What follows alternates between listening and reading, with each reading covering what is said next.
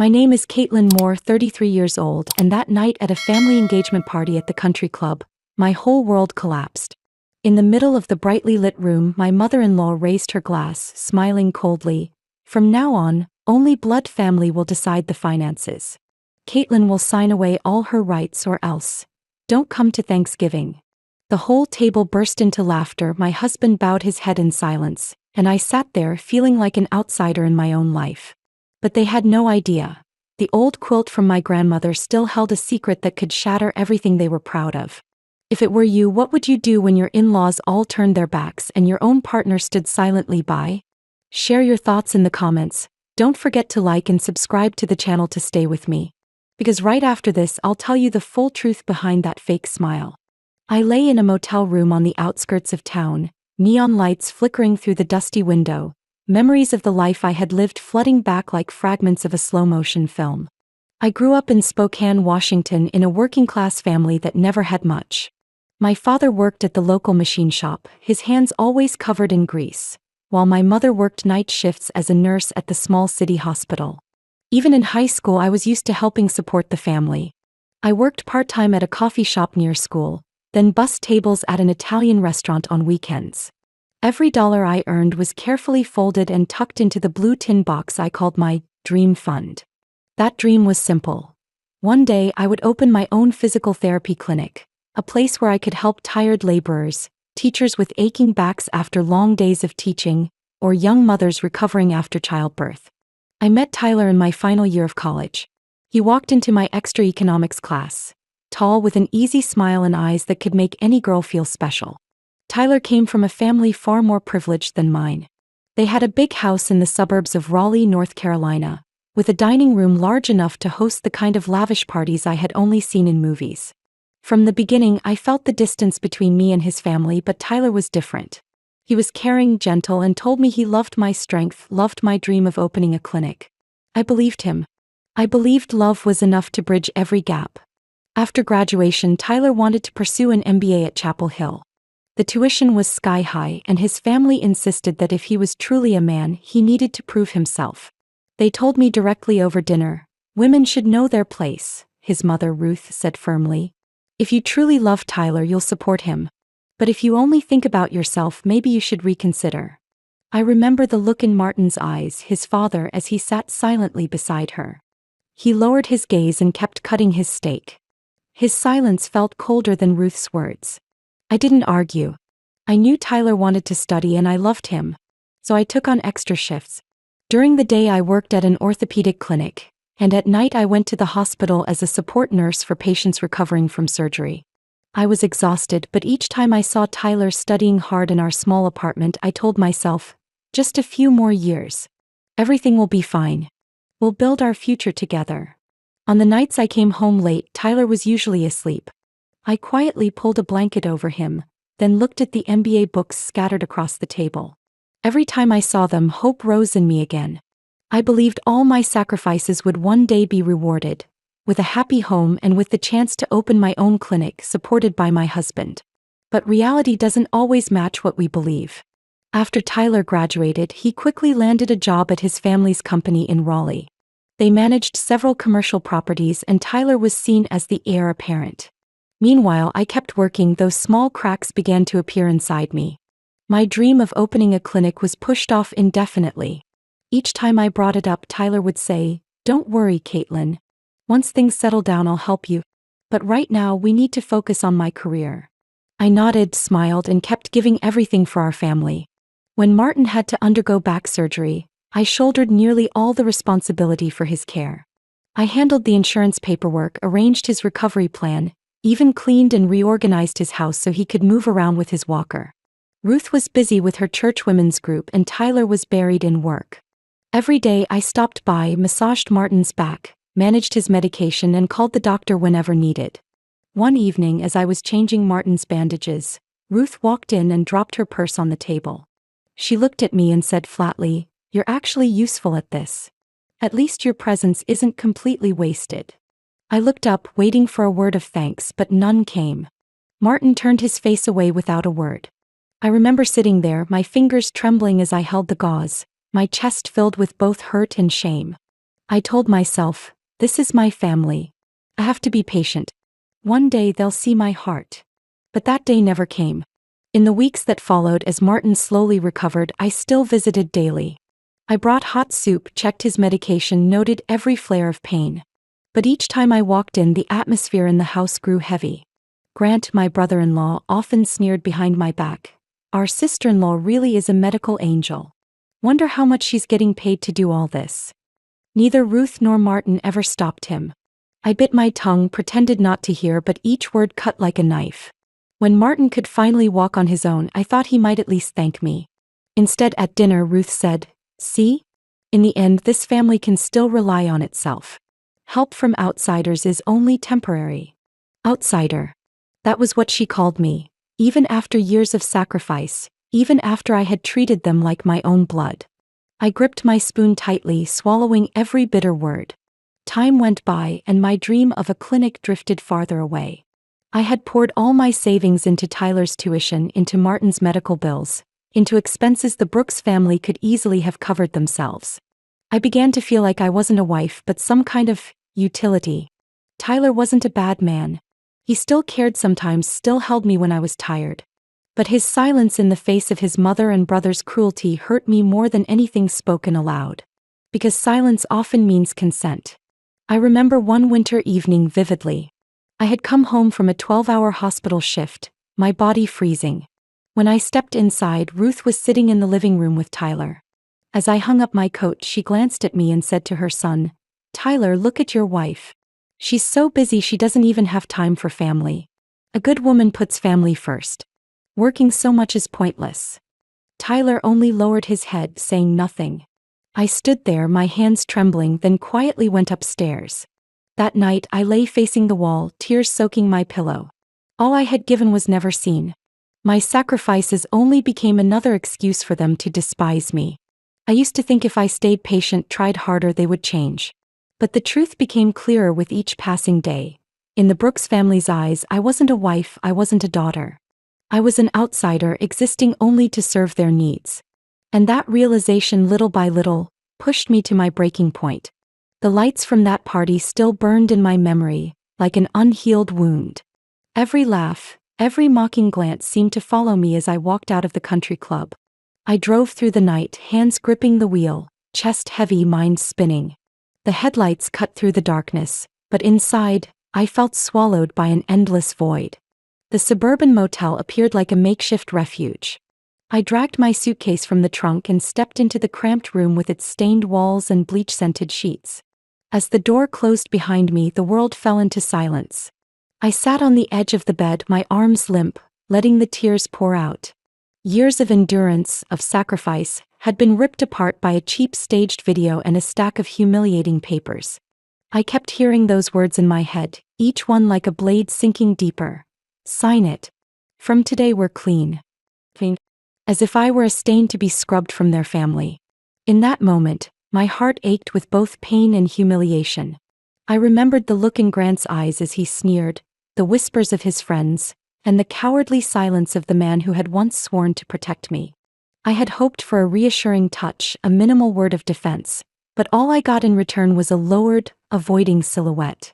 I buried my head in my trembling hands. Memories poured in. The nights I worked double shifts to pay his tuition, the times I knelt to scrub my father-in-law's floors after surgery, the sweat I shed without ever expecting a single word of praise. I had thought that if I gave enough, they would see me as part of the family. But the truth was, I was only the one standing outside the door, called in when needed, thrown out when no longer useful. The ticking clock echoed in the empty room. I sat up straight and wiped my tears with the back of my hand. My mind grew clearer, the pieces reconnecting one by one. Tonight's public humiliation was not a sudden blow. It was the result of a long process, of contemptuous looks, veiled remarks, and complicit silences. I opened the packet of papers Ruth had placed in front of me. I had taken it with me not because I intended to sign, but because I wanted to see with my own eyes what they were plotting. The cold printed lines stretched on. Relinquish all property rights, relinquish all inheritance rights, relinquish even the right to make decisions in emergencies. All of it was designed to erase my legal presence from Tyler's life. I sighed and closed the packet. If I accepted, they would succeed. I would become a shadow exactly as they wanted. But if I refused, if I stood up, the story would not end the way they planned. Outside, wind hissed through the window frame, and the smell of damp earth seeped into the room. I stepped to the mirror and looked at my haggard face. Red eyes, tired skin, but in the reflected gaze I recognized one thing. There was still a power smoldering, something they could not take away. I will not let them use a fabricated story to define my life anymore. The phone vibrated on the nightstand. Tyler's name lit up the screen. My hand moved to answer, then I set it down. I didn't want to hear excuses or promises anymore. Not when my heart was still bleeding. I opened my laptop and logged into the bank. The familiar numbers appeared, but my eyes stopped on strange entries. Small, regular transfers to an account I had never heard of. Each detail surfaced, chillingly clear. I suddenly understood. Some things had not been transparent for a long time. Why did they choose tonight to humiliate me? Why was there such a carefully edited video? Could it be that they had prepared in advance, waiting for me to slip so they could strike the decisive blow? I leaned back in the chair and closed my eyes. The hurt was no longer simple humiliation. It had turned into a quiet resolve, like a flame burning under ash. They thought I would sign, collapse, and disappear into silence. But they were wrong. I knew from this moment on, I would no longer be the woman who bowed her head and accepted. I would find the truth, and I would let the truth itself answer all the mocking laughter from tonight. In the cold motel room, I sat alone in front of the old laptop. The air conditioner rattled and the desk lamp flickered, casting a jittery glow over the jumble of numbers on the screen. At first, I only meant to check the joint account to make sure I had enough to cover a few days. But the deeper I went, the more I felt something was off. The words "More Family Foundation" appeared over and over in the transaction history. My chest tightened. Moore is my last name, not my in-laws. Yet the transfers were all connected to Ruth. I had never heard of this fund, much less signed any papers related to it. But there in front of me were dozens of withdrawals and transfers, none of them small. I opened the records further, trying to understand. There was a sub-account in both my name and mine alone, opened with my social security number. I felt the blood drain from my face. Who had done this? Who could use my name to create an account I knew nothing about? Could this be why they staged that humiliation at the country club? They needed me to disappear from the legal picture so that if anything happened, everything would fall squarely on me. I bit my lip and dug through the folder of documents I had brought. Amid old statements, my eyes stopped on a strange sheet of paper. The heading was clear: Transfer on Death Deed. I read it over and over, my heart pounding. It stated that in the event of my death, the house we lived in would automatically become Tyler's sole property. No court, no probate. I looked down at the signature line. Below it, a scrawled, misshapen signature bearing my name sat next to a notary seal. The notary was Caleb Whitaker, Ruth's cousin, a pastor who also served as a notary in the area. My hands shook as I held the paper close. I know my own handwriting. I know every stroke of my pen. But the ink on this page was completely foreign. It wasn't mine. A cold rush ran down my spine. I jumped to my feet, heart racing. They didn't want to push me out of the family. They had calculated far enough to forge my signature so that if something ever happened to me, every asset would slide into their hands, legally, neatly, without a crack showing. In my head, Ruth's mocking voice rang out, "Sign it. From today we're clean." Was she trying to get me to sign a post-nup? She wanted me to believe that whether I signed or not, I would eventually vanish from their picture. My grip tightened as I called Sloan, my best friend from college. Sloan manages a lab in Raleigh, more meticulous and clear-headed than anyone I know. When she heard my shaking voice, she listened in silence. "I have a notarized document.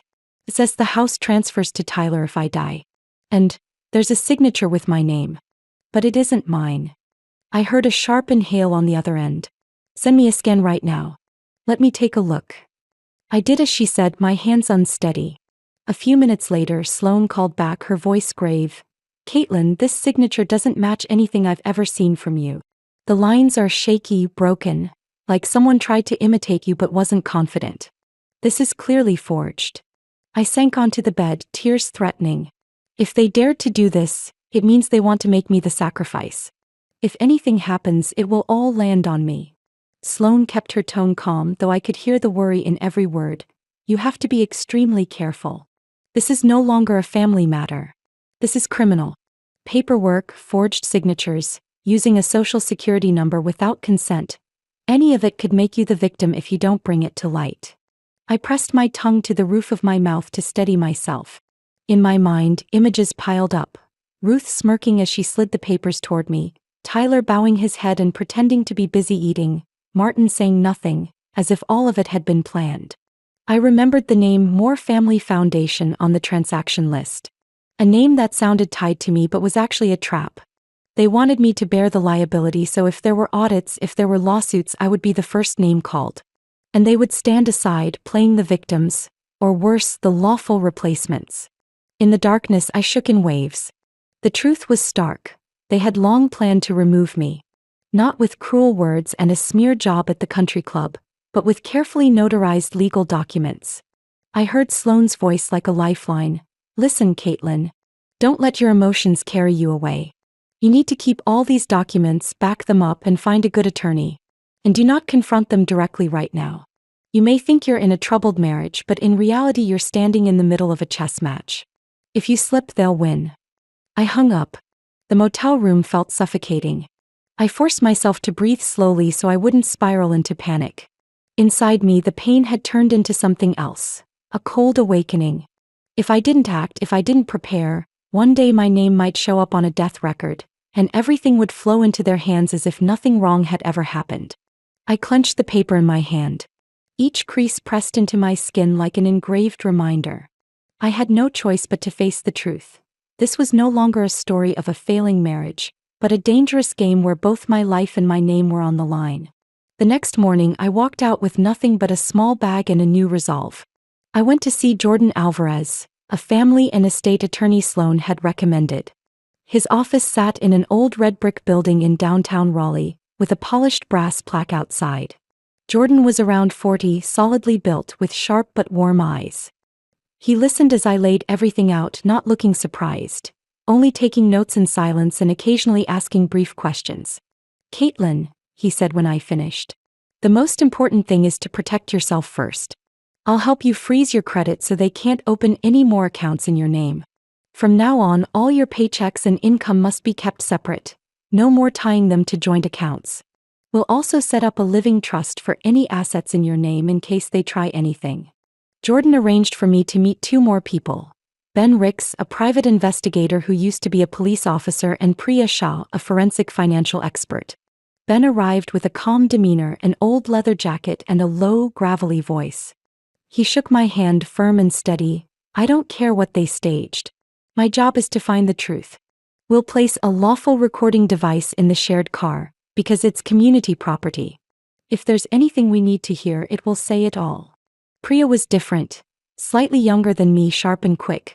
He brought a laptop and a folder. After only a few days of review, she found something I had never imagined. When Priya set the thick printed file on the table, I almost stopped breathing. On the cover were the words, Moore Family Foundation, 501c3. At a glance, anyone would think this was a legitimate charity, registered as a nonprofit. Everything looked tidy. IRS approval, an organization ID number, even a bare-bones website with community support images. But when Priya pointed to each transaction line, the truth was plain. This foundation had no real charitable activity. There were no transparent financial reports, no photos of charity events, no volunteer names. Instead, the operating expenses were withdrawn regularly every month and transferred straight to a shell company under Grant's name. The name Moore in the foundation sent a chill through me. They deliberately chose my last name to create the impression that this was a fund my family had set up. If one day any agency investigated, the first suspect would be me, the woman with the last name Moore, legally tied by marriage on paper. They had built a perfect financial trap. Charity on the outside, a hidden money channel inside, with me as the legal shield, if it all blew up. Priya spoke slowly, her voice cutting cold. Caitlin, this is the kind of 501c3 abuse that federal law punishes severely. They set up a fake foundation and used a nonprofit's name to move money elsewhere. If discovered, the foundation will be frozen and whoever is responsible can go to prison. And with the way they attach the name more, every trail will lead straight to you. Do you understand? It means they didn't forge my name, I whispered. They laundered money by tying it to my last name so that when there's an investigation, every spear points at me. Exactly. This isn't a family matter anymore, Caitlin. This is a financial conspiracy. I sat in silence, my heart in knots. But within the fear, I felt a new strength taking shape. I wasn't alone anymore. I had Jordan, Ben, and Priya, a small but razor-sharp team. That evening, Ben and I installed the device in the shared SUV that Tyler usually drove. Everything happened quickly and cleanly. Ben told me to go about my life as usual. The more natural, the better. People are most careless when they think they're on home turf, he said, eyes glinting. Cars are where many people let their guard down the most. We'll hear what they really say when no one else is around. I never thought I'd be doing something like this, but now every step was necessary. A few days later, I returned to the old house in the suburbs, the place we rented before Tyler finished his MBA. I remembered there were a few boxes of Ruth's old family items left in the garage. I opened them one by one. Dust flew everywhere. Clothes, old books, faded frames. Then at the very bottom corner I found an old quilt, yellowed with age. I recognized it immediately. It belonged to Eloise Whitaker, Ruth's mother by blood. Ruth had boasted that it was a precious keepsake, always carefully preserved. I lifted the quilt and felt an unusual weight. The seams were thick and uneven. A hunch told me this was more than a quilt. I ran my hands along the rough stitches, my heartbeat pounding. In that moment, the scene from the country club flooded back. Ruth's casual smile, Grant, a sneer, Tyler's bowed silence. And now this quilt, with its strange seams, felt like a message from the past, from the very woman who made Ruth who she is. I sank to the garage floor with the quilt across my lap. The dim bulb cast light over each stitch. I drew a deep breath and slid my hand to the thickest seam. A chill raced down my spine, but this time it wasn't simple fear. It was the sense of a new door, a door to the truth they had hidden for so long. I hugged the quilt to my chest, eyes stinging. I wasn't fighting a family's contempt. I was facing a whole web of secrets and schemes that could crush anyone who didn't expose them in time. And I made a quiet promise to myself. Stitch by stitch, piece by piece, I would trace this to the very end. That morning, envelopes from the IRS and the bank were shoved under the motel door. The header read, "Request for explanation, Moore Family Foundation." And right below it the line, "Treasurer, Caitlin Moore." I had never signed any document to hold that title. Yet here it was on official papers, my name stamped like a mark of guilt. At noon the phone rang. I recognized Ruth's voice instantly. She spoke sweet as honey, the tone I had mistaken for caring all those years. "Caitlin, you got the letter, didn't you? Don't worry, a paperwork error. I need you to help explain things to the IRS.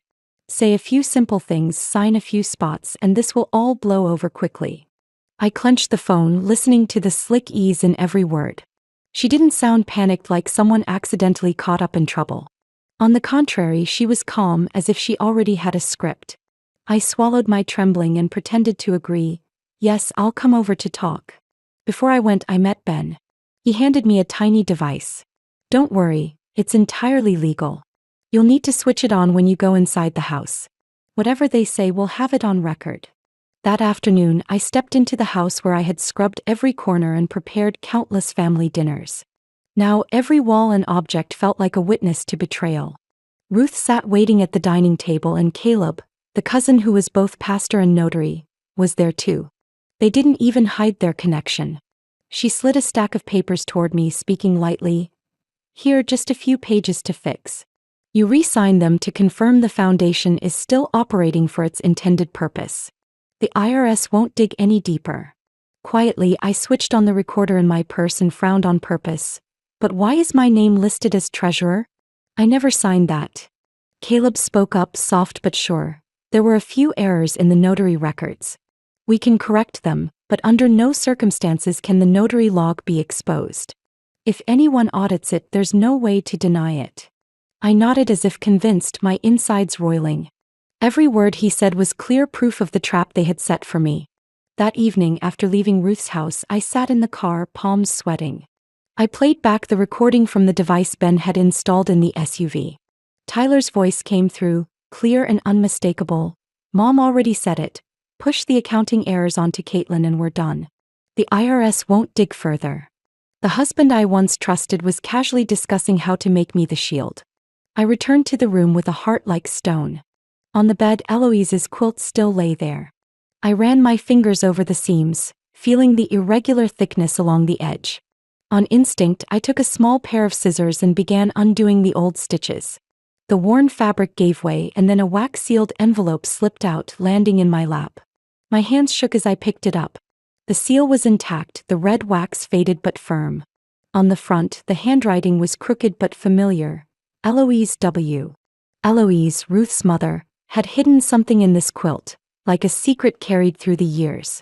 I pressed the envelope to my chest, feeling as if her trembling hand were resting on mine, passing me a truth their family had tried to bury.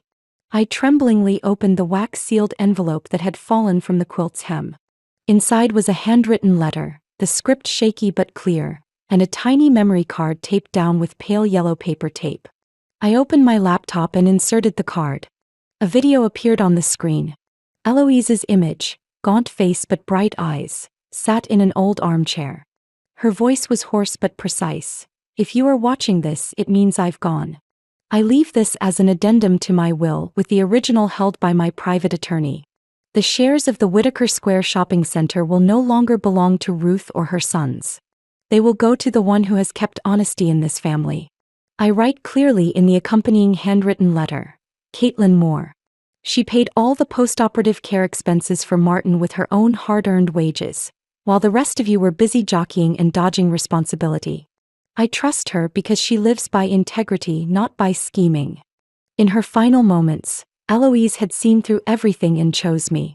I opened the envelope with the handwritten letter. Its clumsy lines confirmed exactly what she said in the video, with her private attorney named as witness. This was not evidence. It was a counterstrike strong enough to flip the entire board. A few days later at Avery's bridal shower, Tyler's cousin, I arrived with a small gift wrapped in plain brown paper. When Ruth saw me, her eyes flickered for a moment before a fake smile spread across her face. Oh, Caitlin, you came. I hope you're not upset anymore. I came to apologize. There's a gift I want to give. I placed the package on the living room table, right next to Ruth's smart TV.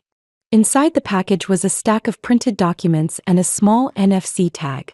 When Avery curiously tapped her phone to it, the TV screen lit up immediately.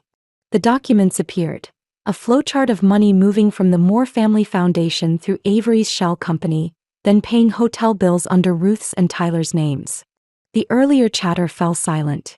Ruth's face drained of color, Tyler stepped back and Avery turned pale, her trembling hand dropping the champagne glass, shards shattering across the floor. Priya had prepared one more piece for me. Photos of Caleb's original notary log, compared with the log he had previously provided. The two did not match at all. The TV displayed a red caption. Forgery detected. Caleb broke into a sweat, stammering wordlessly. I pressed the next button. Eloise's video appeared on the big screen. Her weak but resolute voice filled the room. The person I trust, the one who keeps honesty in this family, is Caitlin Moore. Ruth's legs gave way and she had to hold on to the chair. Tyler turned his face aside, unable to meet my eyes. Avery gasped and then shouted, "Joe?" She wasn't in her right mind. She didn't know what she was saying. I stepped forward and placed a small USB on the table. My voice was calm but carried. This is the full chain of custody. All the evidence, from recordings, videos, and financial documents to the notary comparisons. If there is no public apology tonight, the foundation is repaid and the divorce papers are signed. Tomorrow morning I will send the entire file to the Attorney General and the IRS. Ruth stammered, her hands shaking. You can't. This is a misunderstanding. She. Eloise made it clear. It's not a misunderstanding. This is the truth. Right then Ruth's phone vibrated. She glanced at the screen and her face went paper white. The caller's name was clear. Eloise's estate attorney. I saw her hands shake so hard she nearly dropped the phone. I stood tall and drew a long breath. The curtain that had covered everything for years had begun to rip. The next morning I received a text from Tyler. I need to see you. Just once. At the old diner. I sat in the car for a long time before going in. The smell of weak coffee and the clink of dishes sounded familiar, but my heart felt entirely distant. Tyler was already at the window table, shirt rumpled, face gaunt. He looked up when he saw me, his eyes hurried and anxious. "Thank you for coming." I sat down, kept my distance, and folded my hands on the table to steady the tremor. The server poured coffee and Tyler stayed silent until we had a bit of privacy. He took a deep breath. "I know, things have gotten out of hand. If Mom goes down, I'll be dragged down too. But if you stop now, I promise I'll change. I'll treat you better. We can start over." I looked straight into his eyes, a strange calm rising in me. "You chose to stand with lies," I said slowly. "And I, from now on, choose to stand with the truth." Tyler's face went pale and he muttered, "Do you really want to push this that far? Do you know how many people you'll drag in?" I let out a dry laugh. "Who are you worried about? Your mother, Avery, or yourself? As for me, I'm worried about myself. And I will not let myself become the scapegoat ever again." He lowered his head, his hands clenched together. But to my eyes, all that remained was a man who had chosen silence when I needed him most, and now trembled for fear of losing the protective shell of family. That afternoon I met with Jordan Alvarez at his office. The late light streamed through the large window, reflecting off the wooden plaque lined with professional certificates. Jordan listened as I recounted the meeting with Tyler, then nodded. "Just as I predicted. They'll try to negotiate. The point is, you hold all the cards now. This is the time to lock in the terms." We sat down with Ben and Priya and drew clear boundaries. I wanted justice, but I also wanted to close this without pulling innocent people into a legal spiral. Jordan laid it out directly in the settlement document. Immediate divorce. I keep the house and all separate assets already placed in the trust one established. No division, no dispute.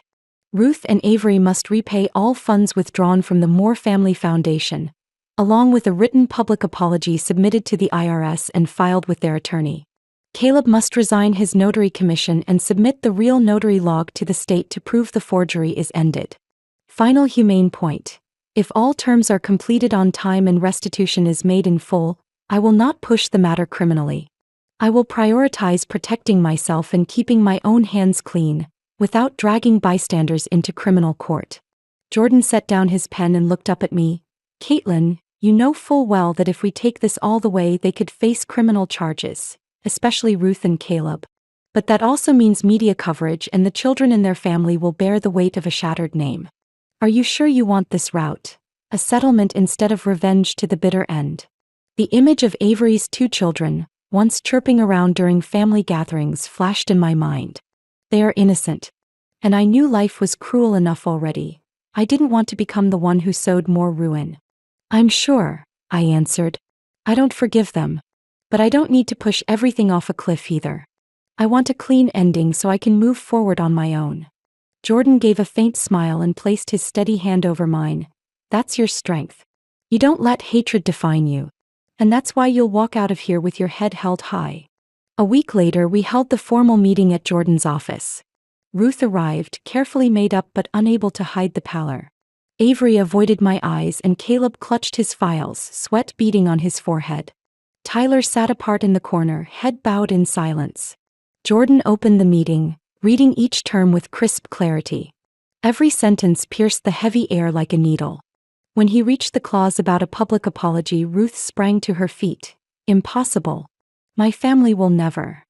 Jordan cut in, his voice like a blade. "Eloise left a video and a handwritten letter. I have the originals. If you want the IRS and the Attorney General involved, we can file within 10 minutes. The choice is yours." Ruth's face went pale, her lips trembling. She looked around, hoping for a nod of support. But Tyler avoided her eyes, Avery stayed silent, and Caleb kept his head down over the file. Finally, Ruth collapsed back into her chair and gasped through a choked sob. "Fine. I'll sign." Avery bit her lip, tears welling, but still placed her signature next to her mother's. Caleb slowly opened the file, pulling out the real logbook, his hand shaking so badly the paper nearly tore. I quietly watched each person sign, each letter appearing on the page. Not triumph, not gloating. Only a confirmation that I had protected myself, with truth and with patience. When they all left the room one by one, Jordan turned to me, his voice calm and steady. "You've done what few can, held on to your dignity without letting hatred consume you. From here, new doors will open." I nodded softly, feeling a heavy weight in my chest finally begin to fall away. 6 months had passed since the day we signed those final papers in Jordan's office. My life felt split in two, one half closed with shadows, the other opening with gentle but steady light. The divorce was finalized. Tyler was placed under strict financial monitoring for 3 years, every transaction reported. Ruth was forced to step down from the Chamber of Commerce, where she once sat like a queen, and Avery was banned from running any fund under her own name or an organization's. Eloise's codicil had been recognized as legally valid by the court. The day I received the news, I sat still for a long while. The shares of Whitaker Square, the shopping center that had once been the Brooks family's golden lifeline, were transferred entirely into a community trust managed by an independent board. The profits no longer fell into private pockets but were redirected into scholarships and accessibility infrastructure for people with disabilities across the state. I remembered Eloise's words in that video, "The one who keeps honesty deserves the key." And now that key belonged to no single person but to the community itself. I left the old house carrying only a few boxes of belongings and scattered memories, and moved to Denver, Colorado. The city, with snowy peaks in the distance and sunlit streets, gave me a new beginning. I rented a small apartment near downtown, close enough to walk to the building where I opened my office. A bright sign on the glass door read, "North Star Rehab, my guiding star, a beacon for those searching to regain their strength." North Star Rehab wasn't glamorous like the big rehabilitation centers, but each room was warm, filled with light and the gentle scent of essential oils. I focused on patients who were often overlooked. Laborers, teachers, nurses, the ones who gave their lives to others but were forgotten when they themselves were injured. I still remember opening morning. A group of nurses from the nearby hospital dropped in, laughing and chatting, then sighed, "This place feels so welcoming. We're used to only being treated if we have strong insurance, otherwise we just push through." I smiled and answered, "Here you'll be seen and heard. We'll start with your own hands and your own breath." The first sessions carried an atmosphere of trust. A retired teacher wept openly when someone finally helped her work her stiff knees without rushing or dismissing her. A construction worker sighed with relief knowing he wouldn't face an impossible bill, because I designed a sliding scale payment system based on income. Alongside the clinic, I accepted Sloane's and Priya's invitation to co-host financial skills workshops for divorced women at the local library. Every Thursday evening, the second-floor classroom lit up. Women sat in a circle, pens in hand, eyes glinting with both hope and caution. Priya taught them how to read bank statements and spot unusual transactions in joint accounts. She explained each figure so clearly they became as familiar as puzzle pieces. Sloane shared about labor rights, protecting medical records and contracts when controlled by a husband or in-laws. And I told my story not to complain but to remind them they weren't alone. I spoke of nights in that motel room, clutching Eloise's old quilt and crying until nothing was left. I spoke of the moment I stood against Ruth and Tyler, forcing them to face the truth. And I spoke of the peace that comes when you set hatred down and carry only quiet strength. One evening after class, a middle-aged woman named Marjorie came up to me, gripping my hand. "Caitlin, because of you I finally dared to speak about how my husband forced me to sign bank papers for 10 years. I don't know what tomorrow holds, but today, I feel I have worth." I hugged her tightly, realizing my journey had become a small light guiding someone else. Day by day, North Star Rehab grew busier. Some days I was so swamped I had to hire an administrative assistant, a young woman fresh out of public health school. I paid her fairly because I knew starting out with respect mattered most. One crisp October morning, sunlight fell across golden leaves as I stood by my office window, looking toward the Rockies. Peace rose in me like a tide. 6 months earlier, I had sat trembling in a motel room, IRS letters in hand, accused and cornered. Now I was building a new life, not perfect but entirely my own. And more importantly, I knew I was creating something meaningful, not for myself but for others who had known loss like mine. On a chilly weekend morning in Denver, the sun shone softly over quiet streets. I rolled up my sleeves and, with 2 volunteers from the community trust named after Eloise, installed a wooden ramp outside a ground-floor apartment for an elderly patient. He was a retired music teacher with a damaged knee after joint replacement surgery, unable to afford renovations. When he saw the gleaming new ramp, his eyes filled. "You didn't give me my legs back. You gave me my freedom." I smiled, squeezing his hand. "You deserve to live comfortably in your own home." Watching his frail hands tremble against the smooth wood, I thought of Eloise. The woman who saw beyond family ambition and left her resources to the community instead of letting them become fuel for greed. Now I was carrying her wish forward, turning truth into action. That afternoon back at the clinic, a package sat at my door. Inside was a patchwork quilt made of old fabrics, plaid shirts, floral dresses, even faded denim. On top was a handwritten note. "Thank you for stitching my life back together." It was from a middle-aged patient who had fallen into depression after her husband left, burying her in debt. After months of therapy at North Star Rehab, she found a new job and stability. I hugged the quilt to my chest, feeling the warmth sewn into every seam, as if life's pain could be mended with patience and care. I sat in my wooden office chair, the quilt spread across my desk, my heart softening. A simple gift, but holding more healing power than any polished words. The phone rang. An email from the Attorney General's office popped up. I opened it and read the short line. "The restitution file is complete. All parties have complied fully with the settlement terms." I set the phone down and closed my eyes. One final chaotic chapter had closed. All the empty promises, the falsified numbers, the forged contracts. Now a file marked resolved. I didn't cheer and I didn't feel the need to gloat. In that moment, the only thing left was peace. I walked to the window. Evening light spilled in, gilding the wooden floor. In that glow, I whispered to myself, "I don't need them to fall for me to be at peace. I've chosen the light for the next part of my life." That night, while tidying the clinic, I laid the quilt from my patient across the therapy room's long bench. The uneven stitches somehow lit up the room like a symbol. I placed my hand on it, closed my eyes, and heard echoes of children's laughter from memory, the soft laughter drifting in from the clinic hallway, and Eloise's gentle reminder, "The one who keeps honesty will keep the family." My family now wasn't bound by blood, but by those who came here to begin again. People who believed life could be mended piece by piece. And I, in some way, was healing alongside them. I often ask myself, what truly keeps us standing after turmoil?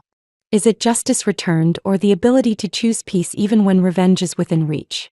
For me, the answer lies here. When we stand with the truth, life itself begins stitching back the tears we thought unfixable. And what about you? If you were in my place, would you strike back to the end or let go to hold on to peace?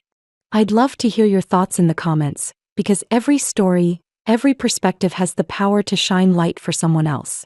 Don't forget to like and subscribe to the channel so we can walk together through the next stories, where we'll keep listening, reflecting, and learning from the very struggles of family life.